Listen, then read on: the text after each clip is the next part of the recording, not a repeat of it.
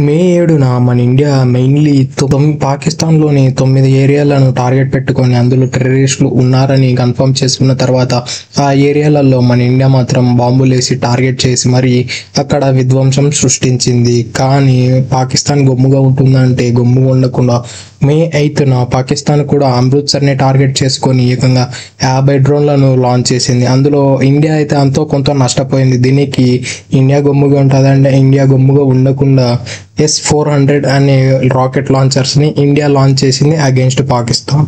India Pakistan వేసిన drone లాంచర్స్ని టార్గెట్గా పెట్టుకొని ఇమ్మీడియట్లీ లిటరలీ విత్ ఇన్ అవర్డ్స్లో 2 రాకెట్ లాంచర్స్ని అయితే లాంచ్ చేసింది. అందులో SAD అని supervision of enemy air defence అని, DEAD అని distribution of enemy air defences అని ఈ రెండు రాకెట్స్ను మన ఇండియా లాహోర్ వాళ్ళ యొక్క క్యాపిటల్ సిటీ మరియు చుట్టుపక్కల ఉన్న కొన్ని పెద్ద సిటీని టార్గెట్గా పెట్టుకొని మన ఇండియా అయితే ఆ రాకెట్లను లాంచ్ చేసింది సక్సెస్ఫుల్గా.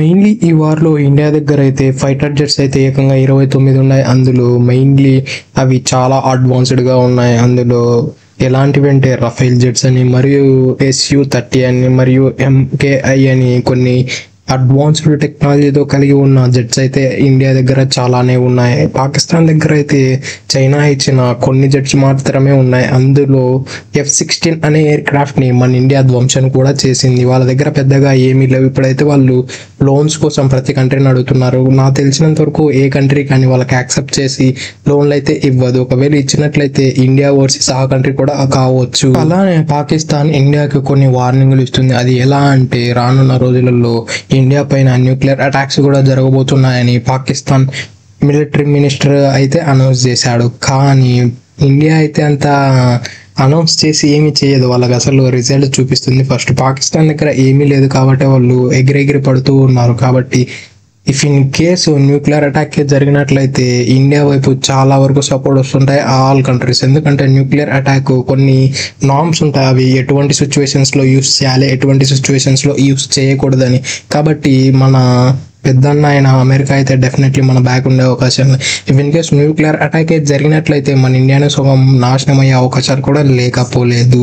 చాలా మంది న్యూట్రల్ ఎక్స్పర్ట్స్ ఏం చెబుతున్నారంటే ఇరు దేశాల దగ్గర చాలా పవర్ఫుల్ వెపన్స్ అయితే ఉన్నాయి. ఇరు దేశాల దగ్గర ఈక్వల్ జెట్స్ ఉన్నాయి. కానీ క్వాంటిటీ అయితే ఇండియా దగ్గర ఎక్కువ ఉంది, కానీ క్వాంటిటీ పాకిస్తాన్ దగ్గర తక్కువ ఉంది. ఇదైతే ఇండియాకు చాలా అడ్వాంటేజ్. ఇఫ్ ఇన్ కేసు మనము ఇప్పటికే పాకిస్తాన్కు చైనా నుంచి తెచ్చుకున్న ఒక Fu-16 అనే ఒక ఎయిర్ క్రాఫ్ట్ని అయితే మనం ధ్వంసం చేసి పడేసాం. కాబట్టి ఇండియా ఏం చేస్తుందంటే తెలివిగా వాళ్ళ దగ్గర ఉన్న వెపన్స్ని కూడా ధ్వంసం చేస్తూ ఉంది. కాబట్టి మన ఇండియాకు చాలా అడ్వాంటేజ్గా ఉండబోతుంది. ఇక అదర్ ఎండ్ చూసుకున్నట్లయితే అమెరికా, రష్యా, చైనా లాంటి దేశాలు ఏం చేస్తున్నాయంటే తక్షణమే శాంతి చర్యలు ప్రారంభించాలని పిలుపునిస్తున్నాయి. ఈ పెద్ద పెద్ద కంట్రీస్ అయిన అమెరికా, చైనా వీళ్ళు అసలు ఎందుకు భయపడుతున్నారంటే if in case nuclear attack కూడా జరిగినట్లయితే బోత్ కంట్రీస్ నుంచి మన ఇండియా మరియు పాకిస్తానే కాదు డ్యామేజ్ అయ్యేది, హోల్ వరల్డ్ అనేది మొత్తం చాలా వరకు డ్యామేజ్ అయ్యే అవకాశాలు ఉన్నాయి. కాబట్టి అమెరికా మరియు చైనా ఇటువంటి పెద్ద దేశాలు కూడా చాలా వరకు ఇబ్బంది పడుతున్నాయి. అందుకే వాళ్ళు కూడా మనల్ని పిలిచి శాంతియుత ఒప్పందాలకు ఆహ్వానం పలుకుతూ ఉన్నారు, బోత్ పెద్ద పెద్ద కంట్రీస్ అన్ని.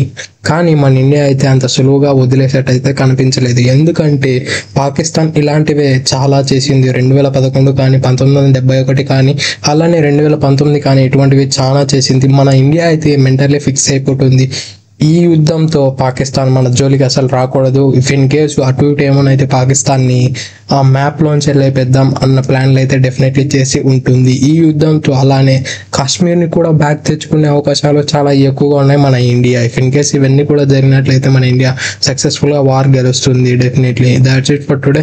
ఇలాంటి మరెన్నో వీడియోల కోసం మన ఛానల్ సబ్స్క్రైబ్ చేసి డైలీ ఫాలో అవ్వండి. Thank you for it. Have a nice day.